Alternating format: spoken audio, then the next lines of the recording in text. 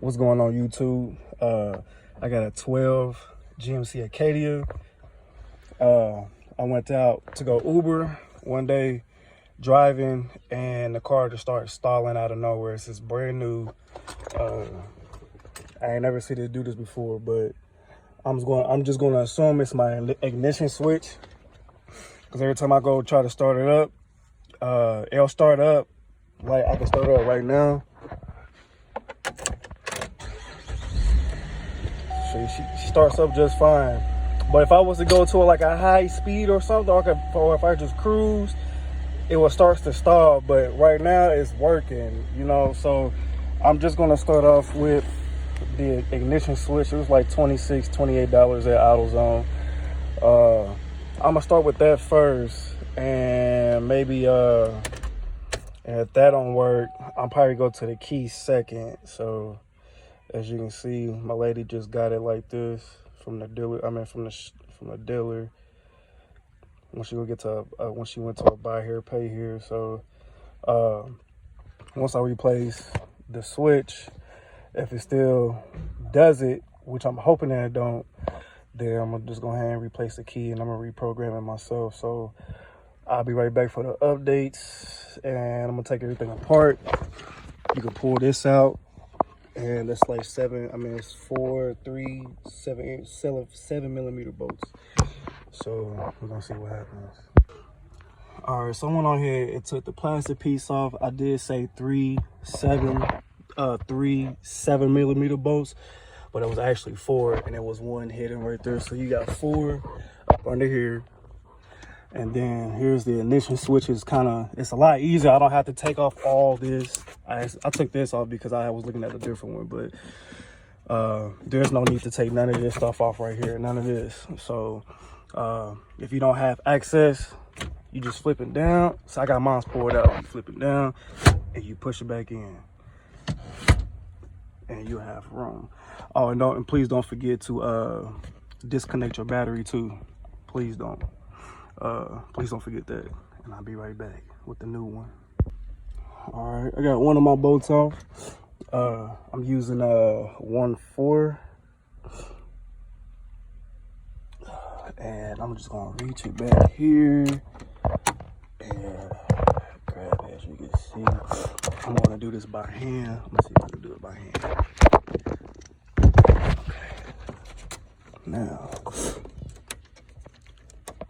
this is already loose, so I'm gonna twist that. I got skinny fingers, so I'm good. Oh, look at that. Caught. I'm gonna take this out right there, and I'll let you guys know when I get everything back on. All right, so now that I have it off, it's a lot easier to get to. I just took it off, but it could be just malfunction, you know. Like I said, my lady, she just got it. Everything was running fine until this. So I'm gonna replace it with the new one. Please make sure you disconnect the battery, because you don't want to mess nothing up in the system. Grab this new one out.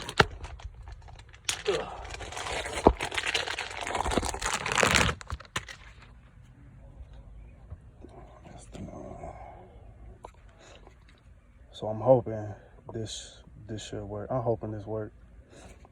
Like I said, she still starts up and everything, but it's just, as soon as I go on a high speed or something like 40, 50, 45 or 50, then my lights and stuff start flickering, then my gas hand starts to go down. Then when I'm decreasing my speed, that's when all this stuff starts to go crazy. So I'll hook it all up and get right back to you.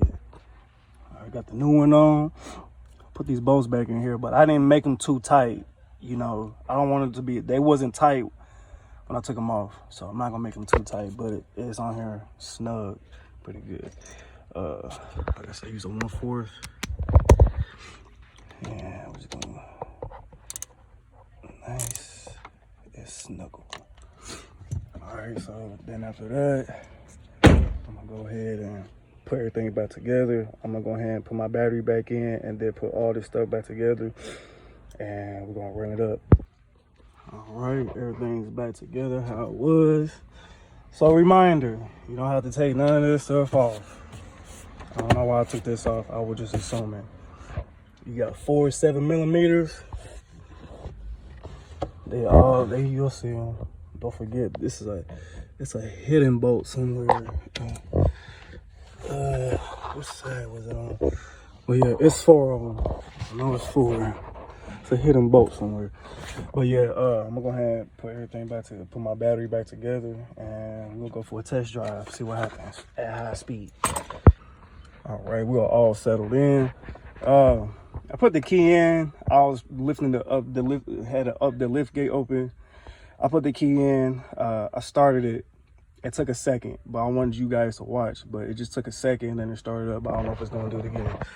So let's try. Keys in. Okay, it didn't do it that time. But when I had put the key in,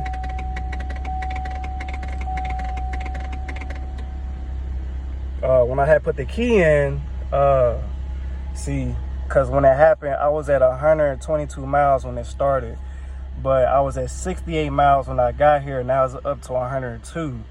I think that's the correct gas in it. But let me pull off, get off this record, pull off, and I'm gonna take y'all on the drive.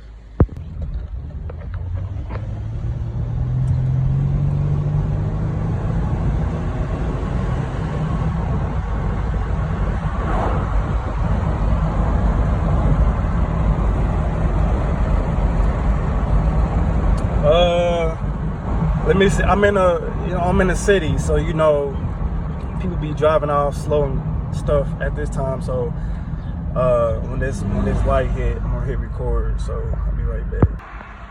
Light about to turn green. I'm about to floor it because that's what happened last time. But it runs a lot better than what it was going on.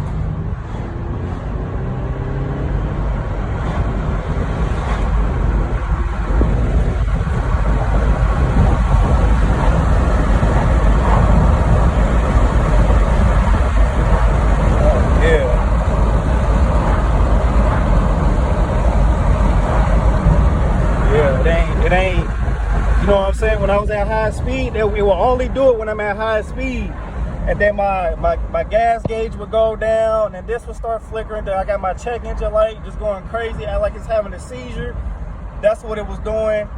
And since I put that ignition switch in, I do feel somewhat of a difference because it was acting like it didn't have no gas in it, but this baby going up. So I'm about to cross the intersection. I'm gonna try to turn. I'm gonna see what happens. I'm gonna shoot down some more. I just want to get a feel of this so you guys can get the video and everything. So I'll be right back after this red light. Light about to hit green. There we go.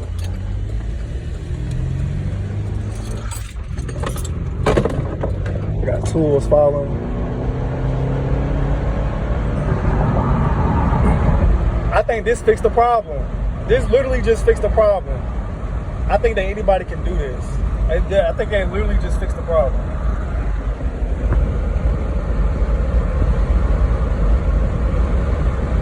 See, at this speed right here, where I'm at right now, that's when it started stalling. I don't know what it was, but my car was shut off while I'm driving, and then it'll take me a while to start it back up, and it was just crazy. But it's smooth now. Like I said, I didn't have no check engine light. I did have a flashy light right here while driving, but as to try to check it while I was in park, it didn't show up any codes.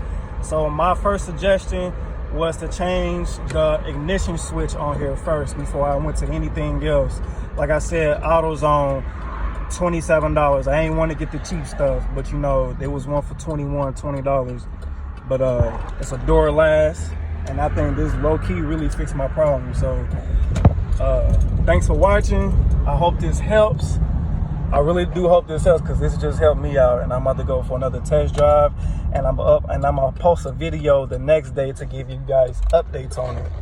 But for right now, it would have been a shut off on me, like right now.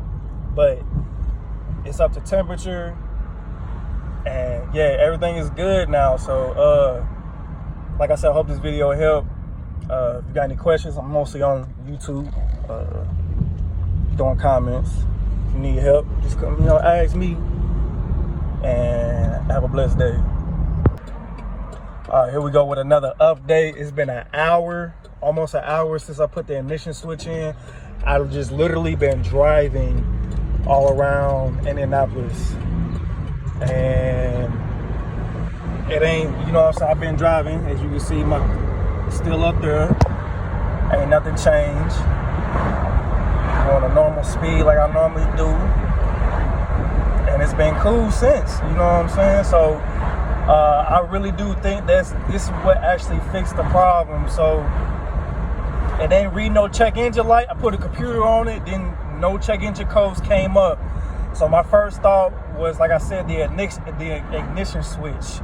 What causes the car to stall, which causes the car not to start, which causes your car to just die while you're driving. And it was all the symptoms that I had happened to me, and that's why it made me switch the ignition switch. Like I said, this is just an update.